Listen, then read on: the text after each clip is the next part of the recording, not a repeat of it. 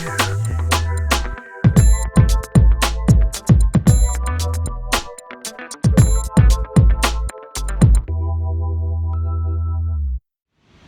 it's Sam, and I'm making this video from Oceanside, California. Making a little visit here, and making this video about the transit of the moon through Scorpio upcoming, and something important, you know. Saturn and Mars have been in Scorpio since February, off and on, February of this year, of 2016. And since then, every time the moon has gone through Scorpio, it's been joined Mars and Scorpio, with the exception of in the summer when Mars went back into Libra. So the point of the matter is, this is the last time the moon going through Scorpio is going to be joined Mars and Saturn for the next 30 years or so, because Saturn isn't going to go through Scorpio again until, like another 28 years or so. And so a lot of the themes that you've been dealing with, I would say, since February of this year, since the end of February, around Scorpio insecurities and stresses and worries and pains and problems, it might feel very up for you now. It might feel like a lot of drama around those themes are coming up now. And it's sort of like the last hurrah, the last sort of like chance to get that handled for a while. So think about what I'm saying here. With all of that focus on Scorpio and our fear of losing control and our awareness of our vulnerability and all of the need to try to get clear around those things, now's a time where it might be crashing down pretty strong for the next couple of days, as the moon goes through Scorpio and joins Mars, like Wednesday, Thursday, Friday of this week. So there might be that desire and tendency to want to fixate and obsess on someone else, other people outside of you that have, done something to you or whatever, or some other sort of injustice or some other outer circumstance that has made you aware of your vulnerability and your weakness and your imagined fear. But there's also the same possibility that you will reflect internally, concentrate your mind internally, stabilize your emotions, and hopefully emerge on the other side with greater compassion, which is also the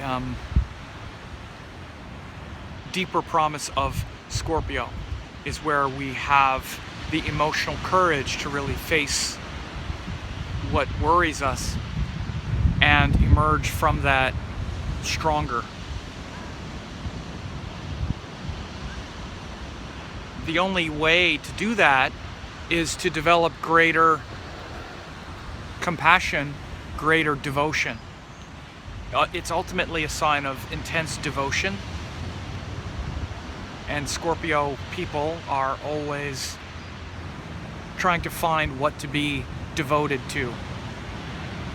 It's a very devotional sign, and things of this world, especially personal things where our desires are on the line, can be confusing.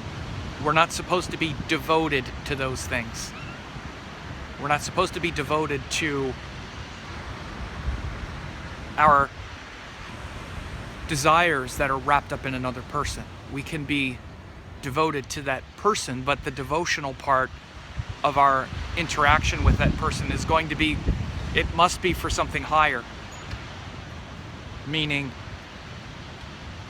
we're devoted to them as a child of God, for example. When we stay devoted to our partner or to other people on that higher level, then we don't turn into a raging monster when they disappoint us. It's very easy to get these things confused. It's very easy to say, well, I'm devoted to my partner, I'm devoted to my marriage. Let's say, okay, maybe we're devoted to the marriage because the marriage is something higher, which means you're not going to give up on the marriage. But what about devoted to the partner, the person? If you're devoted to the person, like a mother is devoted to their child, then we have enormous tolerance for the child.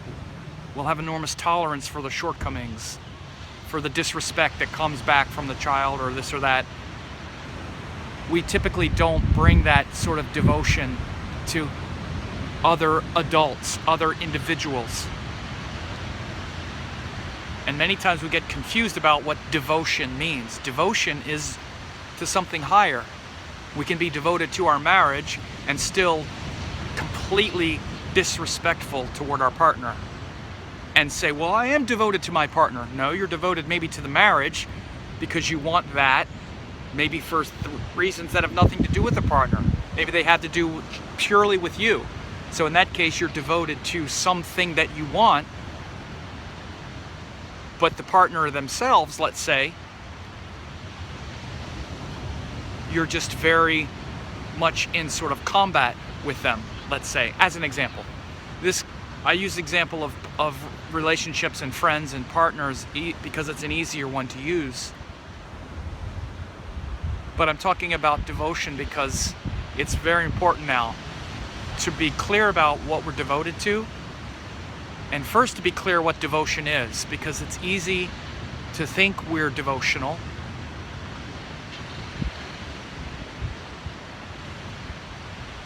and get it wrong, particularly with relationships, and particularly now because we've had all this energy in Scorpio. And to think that we're so devoted to, let's say, a person because we want an outcome with that person and think, well, I'm devoted, like, I'll stay with you forever, I would never leave you, okay? And make it seem like that's because they're devoted to the person, and in fact even tell ourselves that, but really not have that be the case at all. I would never leave you, even though I'm leaving you because you didn't make me happy. I'm gonna act like a crazy person because you didn't make me happy, and then come back later and say, I would never leave you. And it's like, you just did, for example. Or something where we just get so misguided in our application and confused about what we're really devoted to. And most of us, and especially in these, when planets are in water signs, it's very easy to get that mixed up. And so this Mars and Saturn in Scorpio for the last several months has really compelled us to get clear about what we're most devoted to. And it's also made us, brought a lot of possibility to deepen our devotion. But again, we deepen our devotion through devotional practices. Like everything, devotion is a practice. It's a spiritual practice. It's not a philosophy. Now, we're often devoted to those whose philosophy makes us feel good or that expands us. Like with our gurus or whatever, we can be devoted to a guru whose philosophies and teachings inspire us.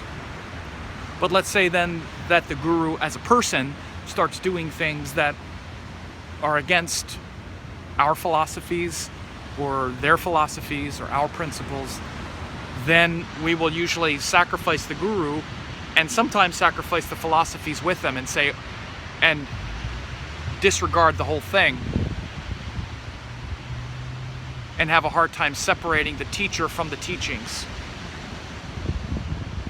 Just to give you an idea of how these things can play out.